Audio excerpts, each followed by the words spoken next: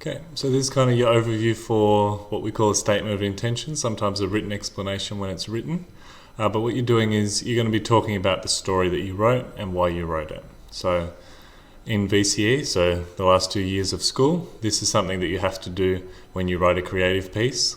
And so it's something that we will practice at year 8 as well. For this one, it's going to be an oral presentation, which makes it easier for you to do, of course, and it's not as time consuming. So there's a planner here.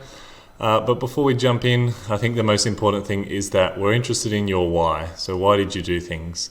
There's 2 core elements, I guess. Why you did things, and also the techniques and the knowledge that you have displayed through your story. So for us, we kept it pretty simple: metaphors, similes, and personification. So that's the primary thing that you're going to be talking about. If you have other meta language or knowledge that you want to share, you could talk about first person, second person, third person, what sort of tense you wrote things in, how you punctuated your sentences and so forth.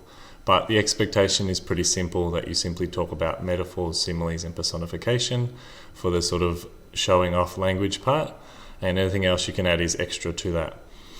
So brief overview of your chosen genre, describe the specific narrative that you based it on, an overview of your piece, how did it affect the original characters, and what is the purpose? So this is what really gets the marks, I guess, and gets us interested in what you're saying. So why did you write your piece? What were you trying to communicate? If you think about the 25 students in your class, everyone did a different genre, inspired by a different story, with the same rough structure, but there was a lot of difference within the class. So you might just think that that's coincidence, but as an English teacher, we talk about that as sort of your unique perspective that you as an author are bringing to the group. So everyone made different choices and had different reasons for doing things, and that's when it really gets useful.